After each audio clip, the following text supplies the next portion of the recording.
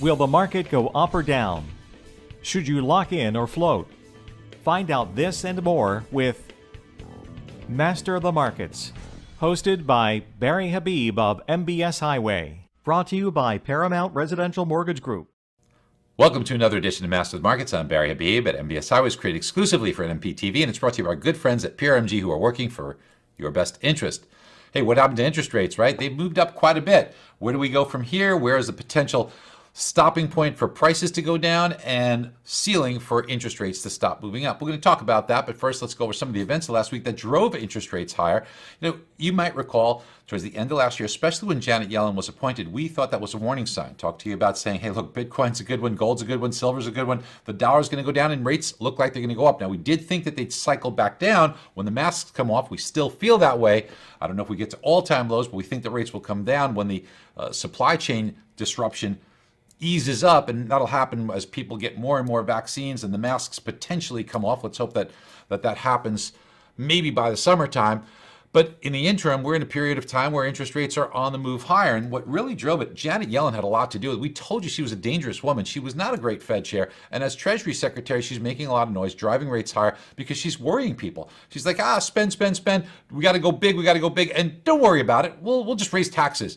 These are not things that the bond market wants to hear. They don't like this, what appears to be a, kind of, we'll play it by ear kind of mentality or not really caring, throwing a bit of caution to the wind. I don't think the bond market is responding very well to this, and you could see it by what's happening with rates, because we don't have the money. So what we have to do is, the bigger the package, the more treasuries have to be sold. Now, last week we had a pretty poor 20-year treasury bond auction. It did not go off well, and based upon that caused rates to rise. Also, producer prices, that went up significantly higher. This is a measure of inflation on the wholesale side. Usually doesn't get a lot of respect, but you know what? The move was so big, it scared the bond market as well, so we saw rates rise based upon this. You put all of this together, and you're in the market that you're in right now, where you're seeing interest rates moving up a little bit. We want to know where they're going to stop. Now, speaking of inflation, this week we're going to get the Fed's favorite measure of inflation, the Personal Consumption Expenditure, PCE, and this will be an important reading because the bond market's already scared about inflation. So, boy, it would be, it would just kind of really aggravate things if we saw a much worse inflation number. Let's hope that this number comes in pretty tame. Now, I'm going to get back to rates in a minute, but on the housing front, we got existing home sales, and man, this was just an unbelievably good number. Get some of these metrics. You ready? We were up in sales 24% year over year. That's in the face of inventory being down 26%. Only a little over 1 million homes on the market. Back in 2007, there were 3.7 million homes on the market. So there's, let's call it 3 million fewer homes, but there's 8 million more households since then. No wonder why we're seeing prices go up, and prices are improving quite a bit, about 10% year over year, but don't be fooled, the media gets it wrong. The median home price, which is at 304, that compares to 267 last year, that's up 14%. So people mistaken that for appreciation. It's not. Appreciation is at 10%. This means that half the homes sold below 304, half the homes above 304. The reason why you're seeing fewer homes on the lower end being sold, and that's down 28%, by the way, is because there's dramatically less inventory. On the upper end, sales above $1 million, they're up 80%. So because more of those transactions are happening, it is skewing the median home price higher. That is not appreciation. Now, appreciation is still robust at 10%. But team, this is going to continue. You got first-time home buyers represented 33% of transactions with very little inventory. If it was more, they would represent more.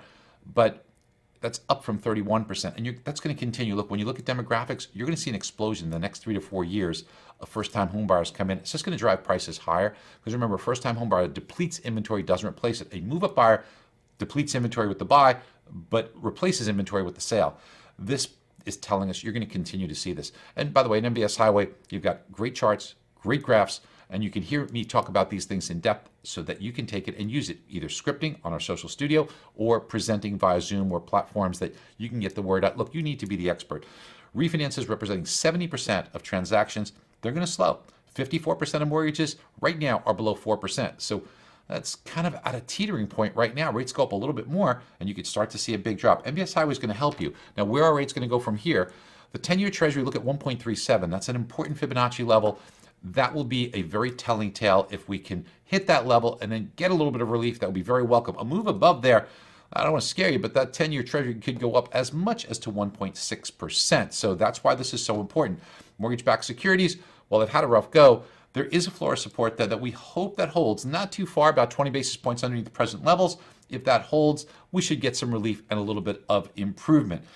Hope you guys are going to have a great week ahead. And as I mentioned, don't be foolish. This is the time more than ever. Did you get burned on reprices? If you're an MBS Highway subscriber, you were completely protected, way ahead, locking in all the exact times. Just talk to somebody who's an MBS Highway subscriber. They will tell you how much they benefited and how much their customers benefited and how much less aggravation that they had. You're an advisor. This is not the time for you to be pinching pennies here. Invest in your future. It's a steal at the prices that we offer it at for you. Make sure you jump on board. Not only that, we've got all the tools to help you gain realtor contacts. Otherwise, people are just going to take them away from you. This is not at the point where this is a luxury to have. It's a necessity. Hope you guys have a great day. Bye-bye. Be sure to click on the link below for your free 30-day MBS Highway trial.